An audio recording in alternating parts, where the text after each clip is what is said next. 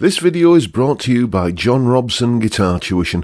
If you enjoy the content, please consider supporting the channel by enrolling on a course, purchasing some guitar lessons or a t-shirt, or you can join my Patreon. Now, on with the show. Hello chaps, welcome once again to John Robson Guitar Tuition. As always, I do hope you're well. It's all about Les Paul Customs today. You can see this one behind me. Recent acquisition. This is an Epiphone inspired by Gibson Les Paul Custom. You've seen a few videos on this if you've been watching the channel of late. Last video I did was where I was fixing this little paint chip on the back there, which turned out rather well, I thought. So this guitar is an Epiphone which costs just over 600 quid, and this guitar is a Gibson custom shop. Gibson Les Paul Custom.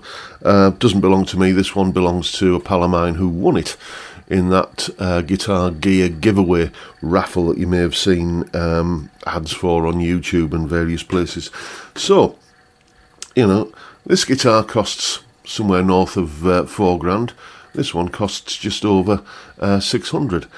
I wonder how they compare. Let's have a listen.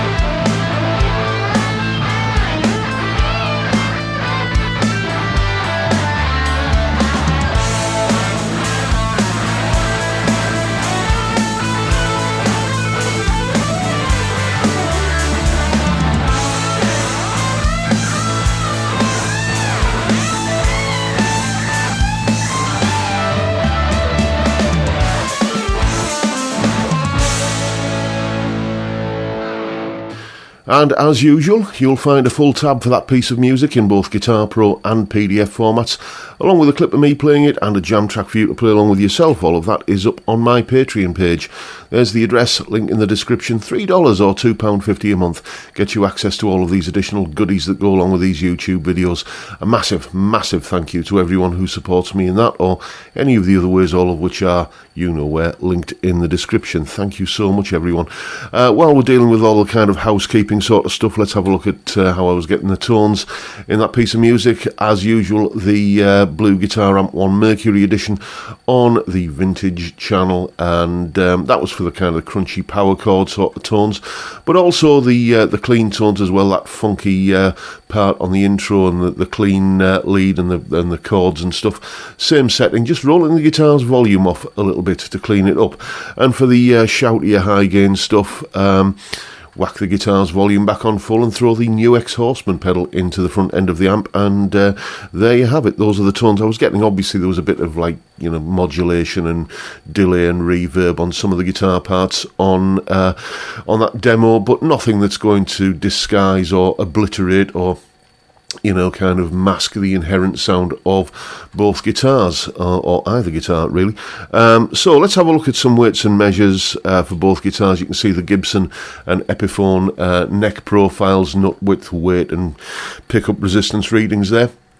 I'm not going to read them all out, you can see them on screen, but just to summarise, you've got an identical nut width, similar weights. The Epiphone is a shade lighter, but it's not really, that's the kind of difference in weight that you notice on the scales, but not notice when you're actually playing the guitar. They feel pretty much identical in weight.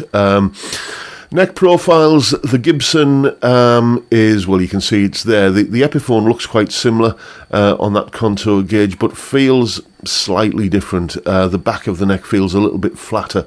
It's they're both comfortable necks to play on, but the Epiphone does feel different. In a blindfold test, that would be what would give away whether you're kind of playing the Gibson or the Epiphone. But other than that, remarkably similar feel and I think similar tones to the guitars, despite the fact that you can see the pickup resistance readings there. The Gibson has a much hotter bridge pickup. I think it's a 498T in the Gibson, and the Epiphone is more kind of vintage PAF voiced.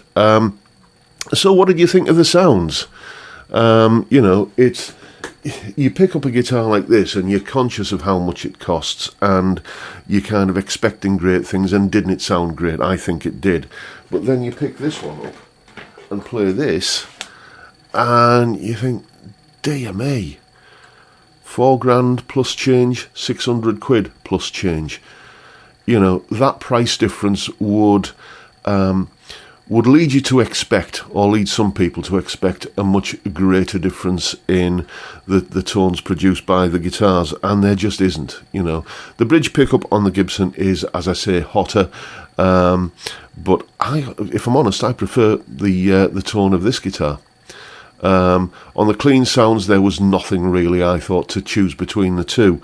People are probably going to disagree with me in the comments, but I thought that the clean tones were remarkably similar, and the kind of shouty, humbucker, distorted, overdriven tones, I just prefer that sort of vintage PAF kind of pickup for doing that sort of stuff. I know some people like a much hotter modern voiced pickup, but I like the vintage sound, the vintage humbucker sound, which is why I think on balance prefer this guitar. This is a beautiful guitar, but so is this. And if you're in the market for a Les Paul custom, then there are always going to be some people who want that headstock. But I like this. I think this is the Epiphone headstock now, since they've redesigned it. I think looks in keeping with the Les Paul. The old one with the, as I mentioned before, with the kind of the old school headstock with the sort of cutouts on the corners there.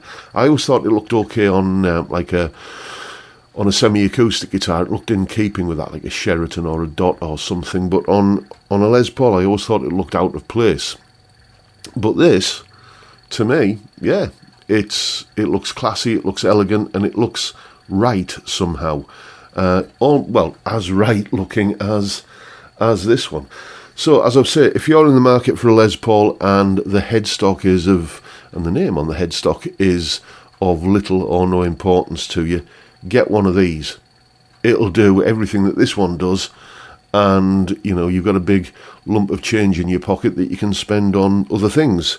And if you do want the hotter bridge pickup, well, just kind of fork out for a Seymour Duncan JB or something and throw it into the bridge on this, and then you'd have a pair of guitars, this one and this one, these two here, that would be pretty much identical in terms of output and tones and everything.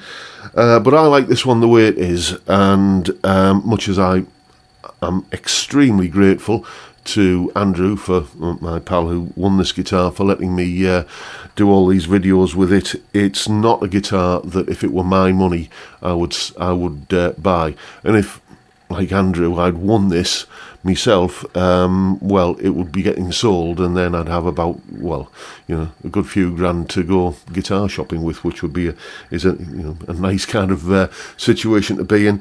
I just don't think this guitar is, to me, worth the money. To some people it will be, and the worth or the value of something is determined by what people are prepared to pay for it, and people are prepared to pay the price for these. So in that sense, it is worth the money. But to me, I prefer having the, if I was looking for a Les Paul custom, this would be my choice. And there you go, folks. That is very much the video for today. I hope you've enjoyed what you've seen and found it useful and informative in some small way. And if that's the case, please hit the subscribe button and the notification bell if you haven't already done so. And why not drop me a like as well while you're at it. Don't forget the live stream every Friday, 5 p.m. UK time, where we drink beer and talk about music and guitars and all manner of other things. What a great way to kick off the weekend, I'm sure you'll agree. It's great fun. I'd love to see you there if you can make it. But for now, I'll bid you all a good day and say thank you so much for watching. Thank you for your time. Look after yourselves, folks. Stay well, stay safe, and above all, stay sane. Bye for now.